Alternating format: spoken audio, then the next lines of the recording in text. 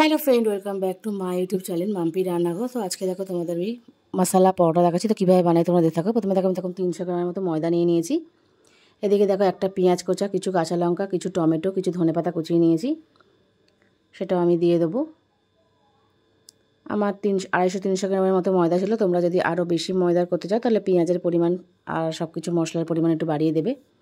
তো দেখো সব কিছু আমি ভালো করে দিয়ে দিচ্ছি। আমার একটা টমেটো, একটা পেঁয়াজ ছিল।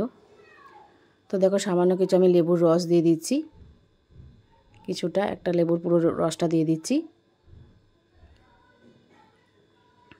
দেখতেই পাচ্ছ তোমরা। তো এটা কিন্তু খুবই একটা টেস্টি রেসিপি হতে চলেছে। তো অবশ্যই কেউ স্কিপ না করে পুরো ভিডিওটা দেখো।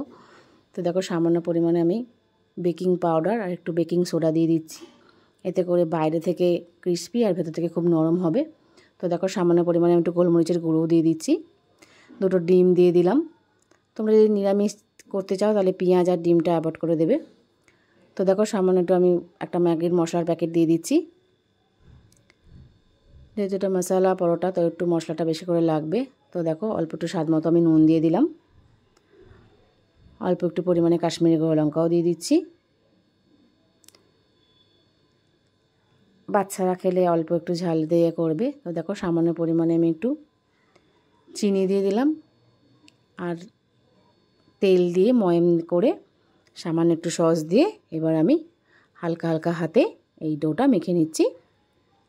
এতে কিন্তু খুব বেশি জল দেওয়া যাবে না, কারণ পেঁয়াজ থেকে টমেটো থেকে সব থেকে কিন্তু জল ছাড়ে।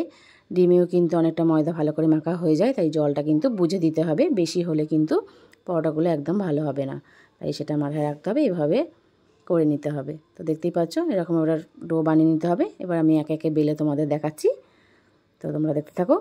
তো দেখো আমি বেলে নিয়েছি আটা দিয়ে। তেল দিয়ে কিন্তু বেললে হবে না, তাহলে কিন্তু পুর বাইরে বেরিয়ে যাবে, ফেটে যাবে।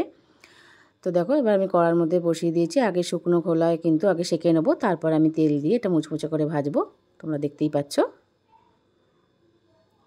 দেখো দুপাশটা আমি এবারে আগে তেল ছাড়া আমি আগে শুকনো তাওয়ায় এপাট ওপাট সেঁকে নেবো, তারপরে আমি তেল দিয়ে ভাজবো। তো দেখতে থাকো। তো দেখো মোটামুটি এপাট ওপাট হয়ে গেছে। এবার আমি তেল দিয়ে মুচমুচে করে ভেজে নেবো। দেখো প্রথম দিকটা তেল দেওয়া হয়ে গেছে।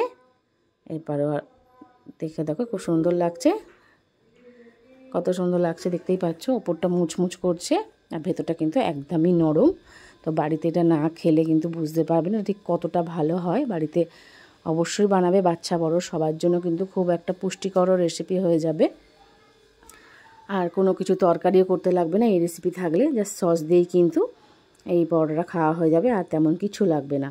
তো বাড়িতে হাতে সময় কম থাকলে এরকম একটা পরোটা বানিয়ে নিয়ে সবার জন্য সকাল সন্ধ্যে অবশ্যই বানিয়ে নিতে পারো। তোমার রেসিপিটা কেমন লাগলো ভালো লাগলে লাইক, কমেন্ট, শেয়ার, সাবস্ক্রাইব করে দেবে। নতুন বন্ধু হলে পাশে থাকবে। এরকম নিত্য নতুন ভিডিও দেখতে হলে চ্যানেলটাকে অবশ্যই সাবস্ক্রাইব করে দেবে। ভিডিও দেখে ভালো লাগলে একটা কমেন্টে অবশ্যই জানাবে। তোমাদের কমেন্টের অপেক্ষায় কিন্তু সবসময় আমি থাকি।